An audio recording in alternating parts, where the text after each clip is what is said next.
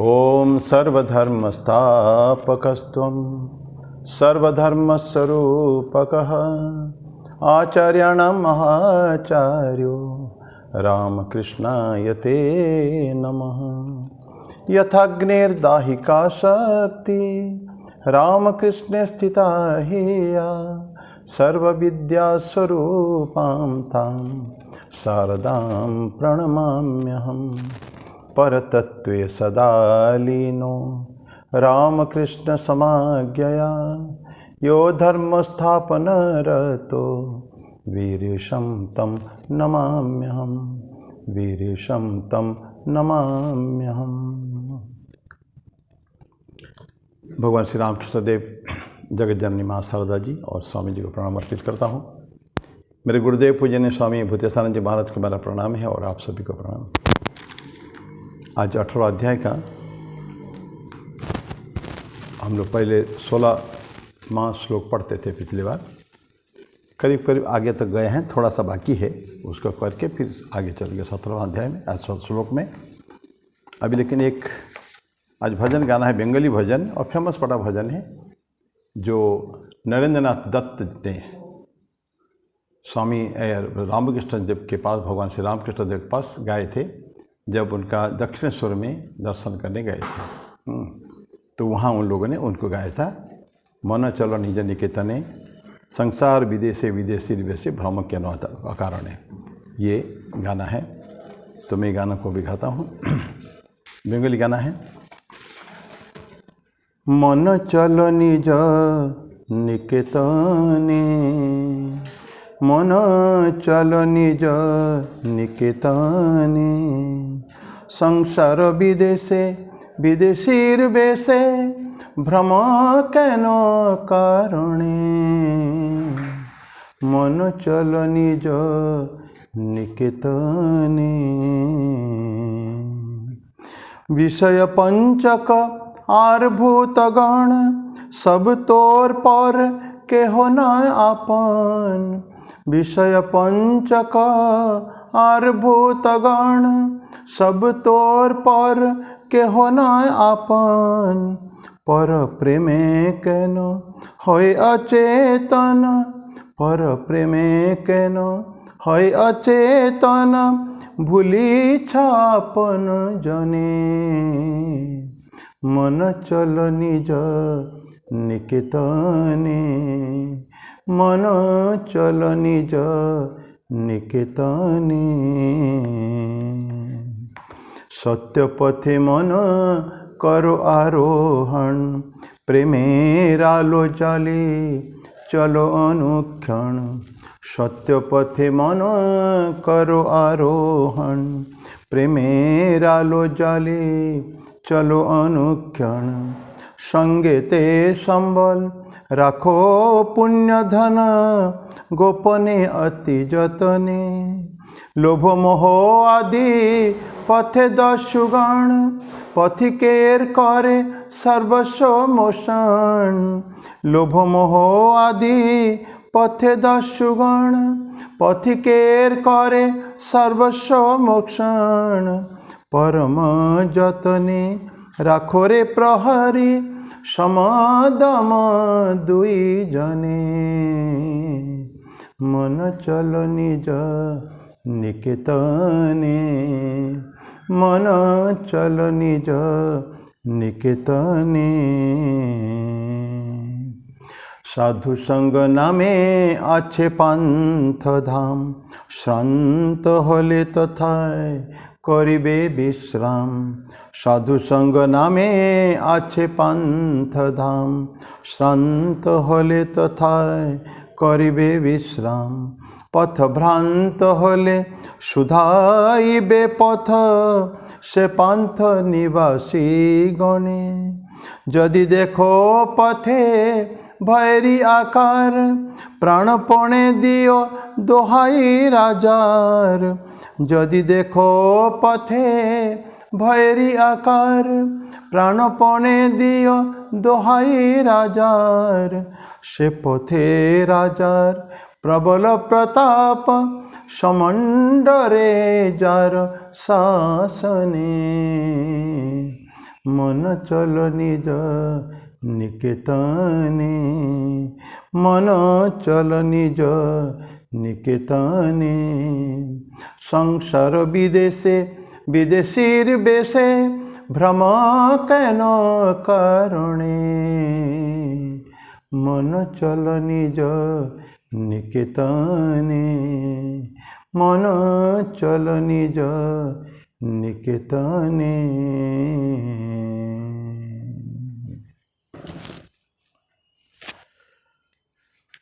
बहुत सुंदर भजन है स्वामी जी का। इसके स्वामी जी ने एक और भजन गाया था, जावे की हे दिन अमार विफले चलिए। ठीक है, अभी हम लोग भगवद गीता में आते हैं। पिछले बार 18 अध्याय मोक्ष संन्यास योग, उसमें 16वां श्लोक हम लोग पढ़ते थे। तत्रैवं सति कर्तारम आत्मानं केवलम तु यह पश्यत्य कृत बुद्धित्वात् न स पश्यति दुर्मति ही। फिर पढ़ दूँ कही दिबिनी। पर ऐसा होने पर भी जो मनुष्य असंस्कृत बुद्धि के कारण केवल अर्थात विशुद्ध आत्मा को कर्ता के रूप में देखता है, वो दुर्मति वास्तव में नहीं देखता है। तो आत्मा कर्ता नहीं है, आत्मा अकर्ता है, आत्मा फंक्शनलेस, फंक्शन कुछ करता नहीं है, वो क्योंकि वो परमात्मा को भी काम नहीं करता है, काम करने वाला है प्रकृति। तो जीवात्मन जो है, तो आत्मा परमात्मा के बीच में हम ये बात करते थे, क्या जीवात्मा को हम लोग ले सकते हैं, क्या आत्मा में लें कि उनको प्रकृति का एक पार्ट लें, ये प्रश्न उठा था पिछले बार हम लोग का। तो अभी आगे उसको बढ़ते हैं थोड़ा सा। तो हमने क्या चर्चा किया था कि जैसे आकाश और वायु, थोड़ा पीछे जाता हूँ मैं, हम लोगों ने फर्क किया था। आकाश और वायु दोनों, ये पंच तत्व में 2 तत्व है, लेकिन वायु से आकाश सूक्ष्मतम है। और कहते हैं कि आकाश जो लाइक से बॉडी, उसी के अंदर बाकी सारे चारों तत्व है। पृथ्वी, जल, अग्नि और वायु, ये चारों जो है वो आकाश का रहता है। आकाश इतना सूक्ष्म है। और क्या क्या फ़र्क है हम आज उसमें नहीं चर्चा करेंगे, हैं। तो वायु और आकाश है, दोनों देखने से एक जैसे ही है, लेकिन दोनों में फ़र्क है। इमेंसिटी में फ़र्क है, कंप्रेशन में, ये सब ऑलरेडी हम लोग चर्चा कर चुके हैं। ठीक उसी तरह का ये प्रश्न उठा था, क्या हम जो अधिष्ठान तथा कर्ता कर्म च पृथक विधम, जो दैव जो अंत में बोला है, विविधा च पृथक चेष्टा दैव चैवात्र पंचमम, ये दैव जो है, क्या ये प्रकृति के एक एस्पेक्ट है कि हम इसको परमात्मा में ले सकते हैं? तो हमने उसको पढ़ा था कि ये दिखता है अपरमात्मा जैसा, लेकिन परमात्मा नहीं है। जो प्रकृति के ऊपर जो परमात्मा का रिफ्लेक्शन होता है, प्रतिफलन होता है, उस समय में वो ये जीवात्मा बनता है, ये कर्म होता है। तो परमात्मा के कर्म नहीं है और जीवात्मन का कर्म है।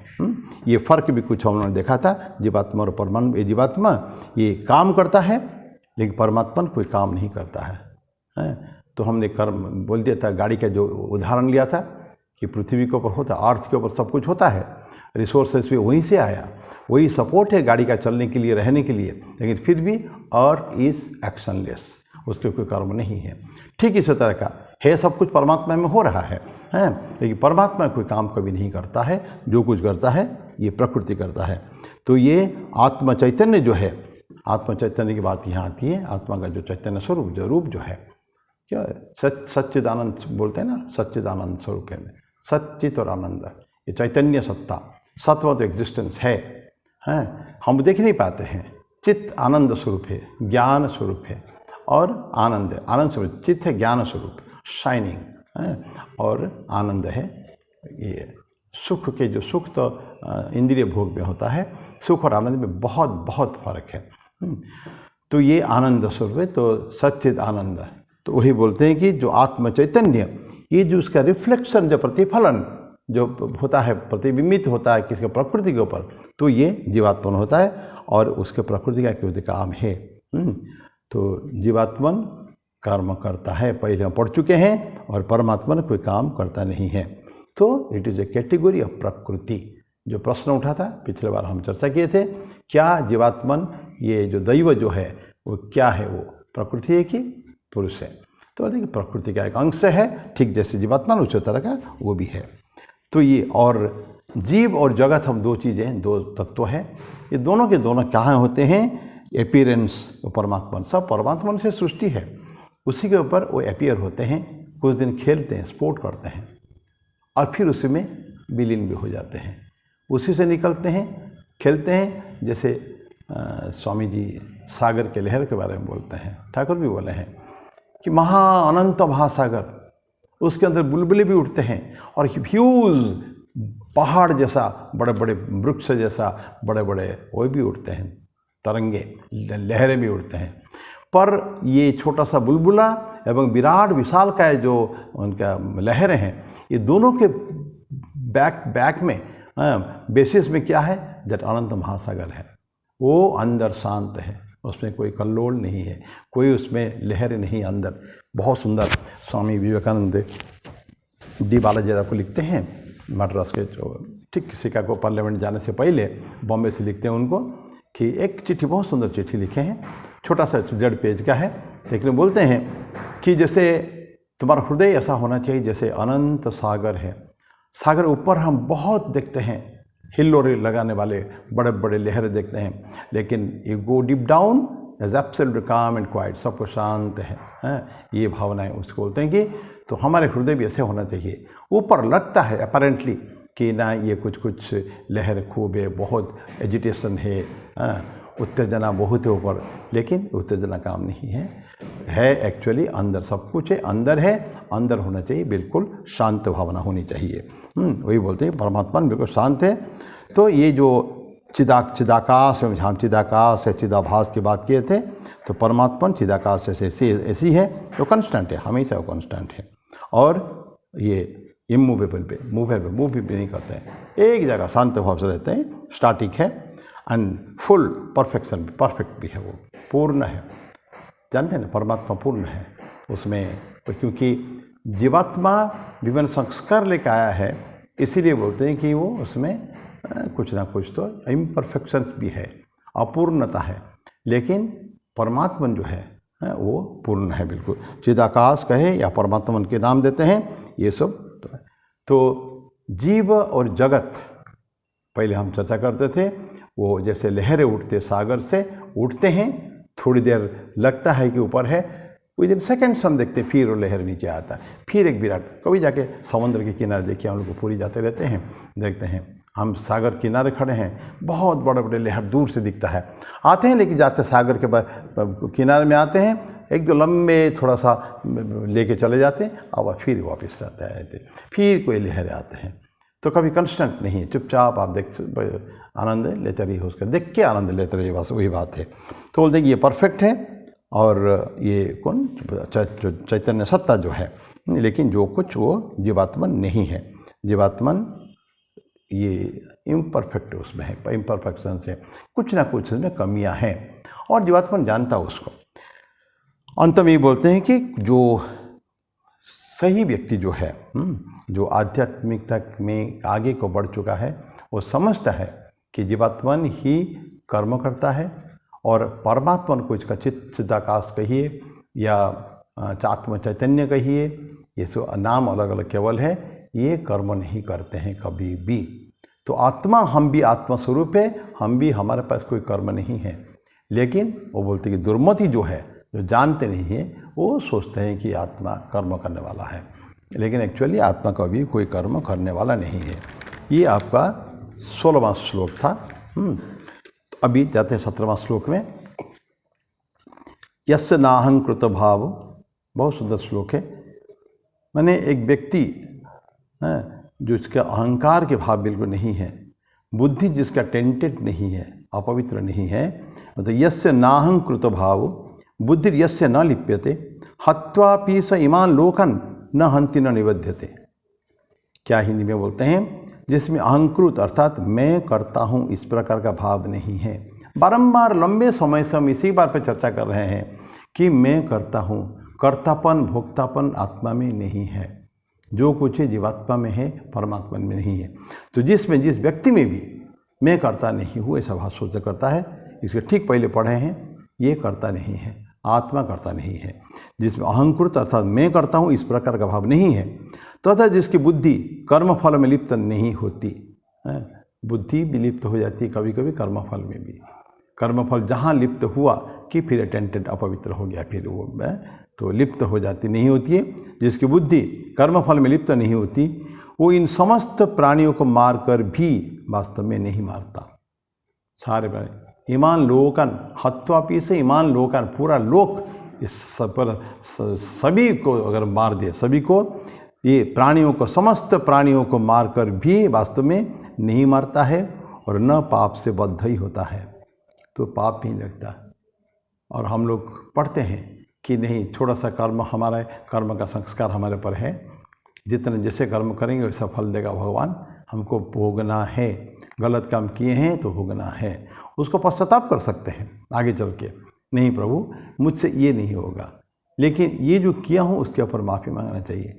लेकिन भगवान कृष्ण देखिए कितना डेयरिंगली बोलते हैं। लेकिन ये जो अहंकार का भाव न होना, भगवान कृष्ण क्यों बोले हैं? वो इसीलिए बोले हैं कि अहंकार का भाव नहीं होना, मैं करता नहीं हूँ, इस चीज़ को मन में धारण करना बहुत बहुत बहुत डिफ़िकल्ट है, इस ऑलमोस्ट इम्पॉसिबल। कहीं ना कहीं से अहंकार का भाव आ ही जाता है।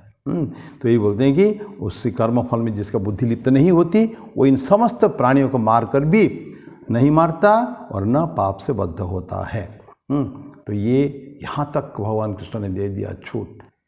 लेकिन the crux of the matter is कि आपको ये अहंकार का भाव रह ही जाता। ठाकुर बोलते हैं ना कि कुछ भी कर लो, वो पीपल का पेड़ है, आज उसका काट डालो एक इसको, कल कोपल आ जाएगा उसके, फिर कहाँ से पता नहीं चलेगा। तो हम मानते हैं अहंकार हम छोड़, नहीं अहंकार छोड़ दिया हो, नहीं, अगले दिन फिर देखो अहंकार हम्मा हम्मा, ठाकुर बोलते हम्बा हम्बा करता है, लेकिन तू नहीं करता है। तो धनुआ के हाथ पे पड़ेगा तो वही तो जो आंत से वो बनाया जाएगा, वो तांत बनाया जाएगा, वो ना, वो जो इंस्ट्रूमेंट जो है उसमें जाके वो तू करता है, तो और फिर हम्बा हम्बा हम नहीं कहता है। इतनी दुर्गति होने के बाद जाके ना, तो ये बोलते हैं कि ना पाप से, तो पाप का बद्ध नहीं होता है। जहाँ लेकिन कर्तापन आया तो टेंटेड बुद्धि ठीक नहीं रही और पवित्र बुद्धि नहीं रही हो, तो लिप्त हो जाती है वो। तो ऐसे हमारी बुद्धि होनी चाहिए। तो इसका मीनिंग है। अब हम लोग पहले पढ़ते हैं मॉडिफिकेशंस, कुछ विकार होता है ना, आत्मा को क्या कहते हैं? निराकार निर्विकार, जैसे विकार नहीं होता है, एज इट इज़, जैसे है वैसे ही रहेगा हमेशा। तो बोलते हैं कि ये मॉडिफिकेशन सच एस, ये किसका? ईगोइज्म, एजेंसी, ये सब मॉडिफिकेशन से, जो कर्तापन में एजेंसी होता है ना, एजेंसी में तो क्या होता है, मैं नहीं रहूँगा तो क्या होगा, ये भावना है। If I am not there, मेरे घर में मैं इतना काम करता हूँ, मेरे परिवार को पालता हूँ, मेरे ये करता हूँ वो करता हूँ, 50 तो काउंट करके, अगर मैं नहीं रहूँगा तो क्या होगा? कुछ नहीं होगा। स्वामी जी बोलते हैं तुम जब नहीं थे दुनिया चलती थी, आज तुम हो दुनिया चल रही है, कल तुम चले जाओगे तो दुनिया भी कोई रोकने वाली नहीं है, इट विल गो ऑन। और तुम्हारे प्रेजेंस जो है, पता है कहाँ तक? स्वामी जी बोलते हैं how can you feel your presence, कि एक लाठी आप लो और जल में डुबा दो, 2 भाग कर दो, लाठी को उठा लो, जितना देर तक वो दाग है, तुम्हारा लाठी का जो दाग है, जो कभी रहने वाला नहीं है, क्विकली वो स्प्लिट सेकेंड से बंद हो जाता है। स्वामी जी बोलते हैं वहीं तक तुम्हारी प्रेजेंस है, बस कभी नहीं सोचना कि मैं नहीं होगा तो क्या होगा, कुछ नहीं होने वाला है। The world will go on as it is, ऐसे चलती आ रही अनंत काल से, अभी भी चलती जाएगी। तो हम आते हैं हमारा कर्म करने के लिए और करके चले जाते हैं। तो ये बोलते हैं कि तो ईगोइज्म, ये एजेंसी, मैं नहीं रहूँगा तो क्या होगा। और ये कई उदाहरण है, समझा दिए हैं गुरु लोगों ने कि देखो तुम नहीं रहोगे ना, तुम्हारा काम हो जाएगा, होगा। भगवान कृष्ण ने सुदामा को बुलाया, सुदामा आया था, क्या लेके? वो चावल का भाजा, मूढ़ी मूरा, थोड़ा ही तो लेके आया था, चावल भाजा। क्या देगी वसुंधरा, उनकी वाइफ ने क्या दिया? कुछ नहीं दिया था। जाओ तो फिर दोस्तों के पास जा रहे हो तो ये तो हमारे घर में है, तो उनको दे देना। छुपा के रखा था बेचारा। इतने द्वारिकापुरी चक्रवर्ती सम्राट, उनको मैं यही चावल का भजा कैसे दूंगा, रख जाता। लेकिन कृष्ण समझ गए, वो खा लिया, और एक एक मुट्ठी खाते थे। यहाँ बड़े बड़े ट्रांसफॉर्मेशन उनका सुदामापुरी में हो रहा था, और फाइनली पूरा सुदामापुरी बन चुका है। पता नहीं, सुदामा तो कोई जानता ही नहीं है, सुदामा तो आनंद में है वहाँ। और सुदामा देखो भगवान कृष्ण ने कितनी प्यार किया, कितनी रेस्पेक्ट किया, पाँव धोया, पाँव से कांटा किया, उनका अपने अश्रु के जल से, आंसू में आंसुओं से उनके पैर को धोया है, पानी में नहीं। ऐसा जो भगवान कृष्ण, लेकिन कथाकार बोलते हैं, भागवत कथाकार सब जगह नहीं दिखाते उसको कि उनको पीताम्बरी दिया था पहनने के लिए, क्योंकि तो फटा कपड़ा पहन के गया था ना सुदामा। सुदामा फटा कपड़ा पहन के गया था और वहाँ जाके उनको पीताम्बरी देते पहनाने के लिए। जितने दिन वो पैलेस में रहते हैं वो द्वारकापुरी में, सुदामा को पता नहीं मेरे घर में वहाँ क्या हो चुका है, लेकिन कृष्ण जानते हैं कि उनके घर में क्या हो चुका है। विराट बड़ा सुदामापुरी बन चुकी है, बड़े बड़े पैलेसेस और कुटिया नहीं। तो जब सुदामा निकलते हैं, भगवान कृष्ण उसको बोलते हैं, सुदामा ये जो पीताम्बरी पहने हो ना उसको उतार दो तुम, ये तुम इसको पहन के नहीं जाओगे, मेरा पीताम्बरी वापस करो। तो कैसे हम सोचें कि इतना बड़ा सम्राट अपने दोस्त इतना पर बोलते हैं मेरे दो ही मित्र है, जो व्यक्ति कहते हैं मेरे दो ही मित्र है, एक अर्जुन और एक सुदामा, उस व्यक्ति और सुदामा को मित्र को बोलते हैं कि तुम्हारा पीताम्बरी तुम उतार के यहाँ तो जाओ। कैसा लगता है कि नहीं, उसका कारण है। कथाकार बोलते हैं उसका कारण है। कारण क्या है? बोलते हैं कि भगवान कृष्ण जानते हैं कि वसुंधरा जो है वो रहेगी, वो वहाँ खड़ी होगी, इंतज़ार करती रहेगी इसकी, और कुछ वो कोई पहनती नहीं होएगी हैं। सब ऐसे ही जैसी थी दरिद्रता, गरीबी, उसी हिसाब से अपेक्षा करती रहेगी सुदामा को। और सुदामा अगर यहाँ से पीताम्बरी पहन के चला गया, उसका मन को बड़ा कष्ट होगा। इसीलिए वो बोलते हैं कि सुदाम तुम ये पीताम्बरी उतार दो। सुदामा को बुरा लगा उस समय में, किसे मेरे मित्र है, पीताम्बरी दो कपड़ा दिया था उसको उतार लिया, उसको क्या पता चल गया भगवान कृष्ण क्यों उतार रहे हैं। फिर जाके तो देखता है, फिर सब समझ में आता उसको। तो ऐसे ऐसे ही घटना है। तो भगवान के जो मित्र है बोलते हैं, तो ये देखिए वो एजेंसी, और हाँ एजेंसी, सुदामा सोचा ही नहीं कभी भी मैं नहीं रहूँगा तो क्या होगा। मैं केवल उदाहरण बताया, केवल इस तरह के बहुत बहुत उदाहरण हैं। तो एजेंसी के भाव आ गया, वो एक विकार है, बहुत बड़ा विकार है कि मैं करता हूँ। कर्तापन भोक्तापन कर्म में नहीं रहता, कर्मयोग में कभी नहीं रहता है। और है कि इगोइज्म, अहंकार, इसे बोलते हैं कि यस नाहंकृत भाव। एजेंसी में रहूँगा तो ऐसा के लिए मैं इतना बड़ा आदमी हूँ, बहुत बड़ा। ये जो एजेंसी और इगोइज्म, ये बोलते हैं कि ये मनुष्य में भेद करता है। कोई के मनुष्य में बिल्कुल इगोइज्म और एजेंसी नहीं रहती है, अहंकार नहीं रहता है, और ये भोक्तापन भी नहीं रहता है, कर्तापन भी नहीं रहता है, लेकिन कुछ कुछ में रहता है। तो यही जो फर्क करता है, इगोइज्म अहंकार एवं कर्तापन एजेंसी, ये दोनों मनुष्य में भेद करता है। लेकिन सभी के लिए नहीं होता है। जो लोग रियल सेंस में ठीक आध्यात्मिक पथ में अग्रसर हो रहे हैं, वो जैसे जैसे ऊपर बढ़ते जाते हैं, उनका दे आउटग्रो दिस व्हाट टू से इगोइज्म एंड एजेंसी, उसको छोड़ के चले जाते हैं। उनके मन में एकदम एक क्षण के लिए भी नहीं रहता है कि मैं करता हूँ, एक क्षण के लिए नहीं रहता है कि मैं भोगता हूँ, और एक क्षण के लिए भी ये नहीं बोलते हैं कि मैं नहीं होता तो क्या होता। ये कभी जो एजेंसी का भाव कभी भी नहीं रहता है। ऐसे व्यक्ति वो इवॉल्व, उसका इवोल्यूशन, क्रम विकास होता है, और सारे मॉडिफिकेशन को जो है ये छोड़ जाते हैं। और कहाँ रहते फिर ऐसे व्यक्ति? प्योर कॉन्शसनेस, शुद्ध आत्म चैतन्य में अवस्थित रहते हैं। आत्म चैतन्य में दैट मीन्स आपके कोई भी ये अहंकार नहीं रहेगा।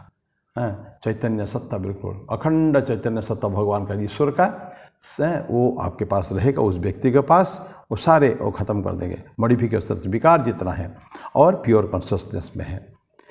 तो एक उदाहरण यहाँ लिया गया है कि कैसे कैसे लोगों को मॉडिफिकेशंस नहीं होता है और कैसे कैसे लोगों को मॉडिफिकेशन होता है। बहुत सुंदर एक छोटा सा उदाहरण किसी महाराज जी ने दिया है। बोलते हैं कि ड्रामा में रोल करते हैं, एक जानते हैं ड्रामा में रोल क्या, फिक्टिशियस, सारे झूठा माने, एक केवल काल्पनिक चरित्र है। तो देता है कि किसी ने खून कर दिया, दस्यु रत्ना करने लोगों को खून कर दिया। जैसे वाल्मीकि पहले दस्यु रत्ना करते, वो डाका डालते थे, कुछ सब कुछ करते थे। वो मान लीजिए किसी ने खून किया है, तो खून किया, खून तो बड़ा अपराध है। दंड विधान, भारतीय दंड विधान संहिता की, इंडियन पेनल कोड की सेक्शन 302 में उसको तो मृत्युदंड होना चाहिए या आजीवन कारावास जो भी होना चाहिए। लेकिन क्योंकि ड्रामा है, वो एक्टर जो है वो जानता है मैं केवल नाटक करता हूँ, मेरे में कोई एजेंसी नहीं है, मेरे में कोई इगोइज्म में नहीं है, क्योंकि मैं नाटक 2 घंटा के लिए कर रहा हूँ, 3 घंटा के लिए करता हूँ। इतने देर में मैं मार खूंखार डाकू हूँ, और मैं हत्या भी करता हूँ, लूट भी करता हूँ, डाका भी डालता हूँ, सब कुछ करता हूँ मैं। लेकिन वो जानता है कि मेरे ऊपर कोई दोषारोपण नहीं होने वाला है, मेरे को कोई कोर्ट से कभी भी कोई ऐसा समन कोई आने वाला नहीं है, तो ये उसका मन में है। तो इसलिए उसके मन में कोई मॉडिफिकेशंस नहीं है। 10 खून कर देता है नाटक के अंदर, लेकिन नाटक ही होता है। तो बाद में जाके कोई पुलिस ने पकड़ नहीं है कि तुमने क्यों खून किया, क्योंकि खून उसने किया नहीं है, ये देखो नाटक था।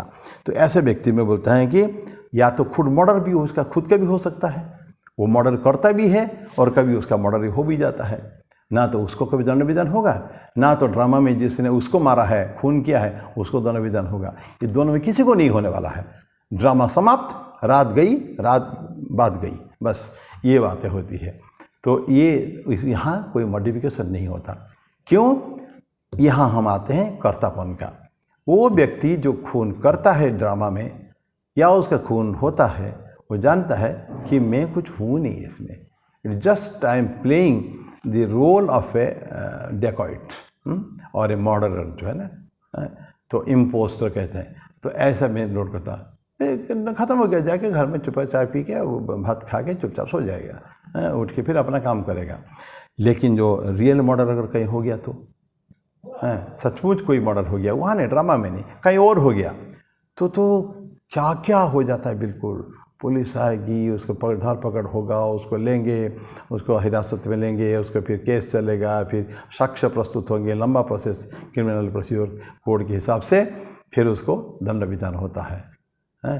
तो कितने साल की लिए डिपेंडिंग अपॉन हिज क्राइम, उसका जो गलती की है उसके ऊपर आधारित, तो उसको या तो आजीवन कारावास भी हो सकता है या तो मृत्युदंड भी हो सकता है। तो ये हो सकता है। तो क्यों यहाँ मॉडिफिकेशन हो गया? बिकॉज वो व्यक्ति जो और सही में जो क्राइम किया है उसमें वो इगोइज्म है कि मैं मर्डर किया।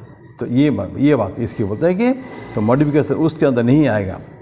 और पहला केसेस क्या है? Stage life and real life you one and the same, दोनों में कोई फ़र्क नहीं है।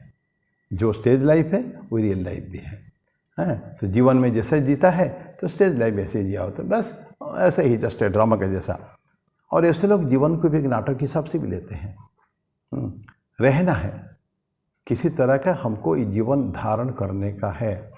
जो लोग जीवन मुक्त होते हैं उनके ईश्वर दर्शन जिनको हो चुका है, निर्विकल्प समाज में पहुंच चुके हैं, लेकिन अभी तक शरीर है, मृत्यु अभी नहीं हुई है, तब तक वो क्या है?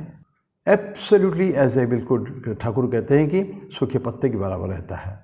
हवा उसको जहाँ उड़ा के ले जाए, या हवा लेके गंगा जी में डाल दें तो पवित्र हो जाएगा, और गट्टर में भी डाल सकता है, तो उसमें कोई फ़र्क नहीं पड़ता उसको पत्ते, बिकॉज पत्ता दैट नोज कि मैं ऑलरेडी मुक्त हो चुका, पेड़ से मैं गिर चुका हूँ मैं, अब कहाँ जाऊँ? ये प्रश्न नहीं, जब तक पेड़ में था बंधन में था, पेड़ से आ चुका हूँ, मुक्त हो चुका हूँ मैं। ठीक उसी तरह का बोलते हैं कि जीवन मुक्त व्यक्ति इसी तरह का रहते हैं, उनका कोई फ़र्क नहीं पड़ता है। तो जो बोलते हैं तो ये मॉडिफिकेशन उनके अंदर कुछ होता ही नहीं है। तो अब ये इंसान की बातें ही, मॉडिफिकेशन तो होता ही नहीं है। लेकिन स्पिरिचुअली जो व्यक्ति जो है उसका स्टेज लाइफ और ये जैसे मैंने बताया वो एक ही होता है, उनके अंदर कोई फ़र्क होता नहीं है। और एब्सेंस ऑफ इगोइज्म जो है, क्योंकि अहंकार नहीं है तो किसी तरह के कोई मॉडिफिकेशन, विकार भी उसमें पैदा नहीं होता है। अब एक दूसरे के बहुत सुंदर उदाहरण लेंगे महाभारत से। इसी मैंने भावना है, कभी सोची नहीं उसके बारे में, कभी भी मन में विकार आया ही नहीं कभी भी। जैसे हम जानते हैं अर्जुन ने युद्ध में पितामह भीष्म को आघात कर दिया ना। भीष्म को अर्जुन नहीं हरा सकते थे, लेकिन बृहन्नला जो सामने आ गई है उनके, बृहन्नला नहीं, वो जो अंबालिका जो बनी थी, उसका क्या नाम है बोलो, जो सामने आई थी, ना पुरुष थी ना नारी थी, ऐसे जो मैं नाम उसका भूल रहा हूँ, वो युद्ध करने आ गई थी वो। तो उसको भीष्म का वो था, वो कभी थी काशी कन्या थी वो, कभी भीष्म पितामह ने उसको छुड़ा के अंबिका को ले आए थे, तीनों को भी छोड़ दिया, लेकिन एक ने अपने कसम खा लिया था, उसकी दोबारा शादी नहीं हुई तो उसने भीष्म के अगेंस्ट में कि उसको मैं ये प्रतिशोध की आग में जल रहा था वो। तो अभी वही उनके सामने आ गई है, शिखंडी उसका नाम था शिखंडी। तो शिखंडी को देखने के बाद भीष्म ने क्या किया, त्याग दिया ना, सारे अस्त्र त्याग दिया, युद्ध नहीं करूँगा, उन्होंने कसम खाया था। अब अर्जुन का मिला मौका, अब अर्जुन उसको चारों तरफ छल देता है, छलनी कर देता है बिल्कुल अपने तेज से। भीष्म वाह शाबाश शाबाश बेटा, ऐसा ही बोलते हैं वो कि युद्ध नहीं करेंगे। तो अदरवाइज अगर उनके हाथ में अस्त्र होता अर्जुन शायद उनका कभी जीवन में वो नहीं कर पाता। उसी भीष्म पितामह जिन्होंने कसम खाया था एक दिन मैं आज सारे निष्पांडव कर दूंगा, सारे पांडव का वध कर दूंगा। जिस दिन उलाहना दिया था दुर्योधन ने जिस दिन को उसको भीष्म पितामह को कि आप जानबूझकर पांडवों को नहीं मारते हैं, सेनापति तब भीष्म पितामह सेनापति। तो ये जो बहुत बड़ा कड़ी शब्दों में उसको बताया है। तो भीष्म पितामह ने बोला चलो ठीक है, आज मैं कर दूंगा, ये सारे जो पांडव हैं वो पांडवों को आज मैं ख़त्म कर दूंगा, सारे निष्पांडव आज कर दूंगा। तो लेकिन रात में एक घटना हो गई ऐसी, ये जो पता चला हाहाकार मच गया, सारे पांडव को जो एक दिन मार दिया, और ये कैपेसिटी भीष्म पितामह में थी हैं। तो फिर क्या करा जाए, तो अर्जुन को भगवान कृष्ण ने अपने चाल खेला है। तो लेके गए किसको, द्रौपदी को। मध्य रात्रि में, उस समय में एक शिविर से दूसरे शिविर जाना आना अलाउड था। रात्रि अंधकार में छुप के उन्होंने द्रौपदी को लेके गए और द्रौपदी को, भगवान कृष्ण बाहर रहे, जाओ द्रौपदी तुम जाके प्रणाम कर लेना भीष्म पितामह को। ये जाके प्रणाम करती है तो नारी तो इन बोल देते हैं अखंड सौभाग्यवती भवा। बस अखंड, देखिए बात में देखते हैं द्रौपदी है, अब आशीर्वाद दे दिया अखंड सौभाग्यवती भवा। अब उन्हें समझ में आ गया कि ये कुछ चाल है। पूछते हैं द्रौपदी तुम अकेली हो कि तुम्हारे साथ कुछ आए हैं? ना आए हैं, माधव वो कृष्ण आए हैं, बाहर हैं। तो ये जो प्रणाम का महत्व जो है, एक वीडियो इसके ऊपर बना था, प्रणाम का महत्व। जस्ट एक प्रणाम उन्होंने कर दिया, वो विगलित हो गए और आशीर्वाद दे दिया उन्होंने, हैं। तो ये है ना, एक प्रणाम करते हैं बड़े बड़े लोगों को, वृद्धजनों को प्रणाम करना चाहिए। अभिवादनशीलस्य, यानी ये टॉपिक अलग है, लेकिन उन्हें प्रणाम किया था। तो उस दिन और निष्पांडव नहीं कर पाए, किसी पांडव को नहीं मार पाए, छोड़ दिया उन्होंने ये। तो फिर अभी उनकी मृत्यु हो रही है। अब हम आते हैं टॉपिक में। महाभारत युद्ध में अर्जुन ने उस दिन भगवान कृष्ण को, अपने भीष्म पितामह को सैकड़ों हजारों बाण से छलनी कर दी। उसके बाद उन्होंने सरसैया बनाया गया, उसी सर के ऊपर, तीर के ऊपर, इतना सा ढेर सारे तीर के ऊपर भगवान भीष्म पितामह वहाँ सो रहे हैं। और वो ये लोग जा रहे हैं, हमेशा जाके उन्होंने चाहिए उनको सिरहाना चाहिए था, वो भी उन्होंने तीर में बना दिया। गंगा जी को जल जब पीना था भीष्म पितामह को, अर्जुन ने वहीं तीर मार के, ये लोग बाकी लोग दौड़ रहे हैं पानी लाने के लिए, बोले कोई ज़रूरत नहीं है, हैं। अर्जुन एक तीर ऐसा मारा और तीर इसमें पानी फूटकर इनके चेहरे माने मुंह में आके गिरा, हैं। तो गंगा जी को अवतरण कराया अर्जुन ने। कभी भी अर्जुन ने इतना दिन, भीष्म पितामह कितने बहुत दिन रहे, क्योंकि युद्ध समाप्त होने के बाद ये जनवरी मन जो अपने सूर्य के उत्तरायण, भगवान अपने भीष्म पितामह ने उत्तरायण में मृत्यु वर्ण करने की इच्छा, उनका तो इच्छा मृत्यु वर्ण उनके पास था ना, वो चाहे थे कि मेरी मृत्यु जो है उत्तरायण में हो। सो ही वेटेड फॉर उत्तरायण। जैसे उत्तरायण आया उसके बाद फिर उनको मृत्यु हुई। तब तक लेकिन अर्जुन ने कभी भी एक दिन नहीं सोचा कि मैंने पितामह को मैंने मारा है, क्योंकि उसने बस भावना के नहीं है। युद्ध में जो वॉरियर होते हैं उसमें कोई रिलेशन नहीं देखा जाता कभी भी। तो अर्जुन ने कभी सोचा नहीं, यद्यपि 100 जनों की बात इसमें आती है, लेकिन ये युद्ध में एवरीथिंग इज, कहते हैं ना, fair in war and love. तो युद्ध में सब कुछ जायज़ है ऐसा बोलते हैं, उचित है, ऐसा ठीक नहीं है।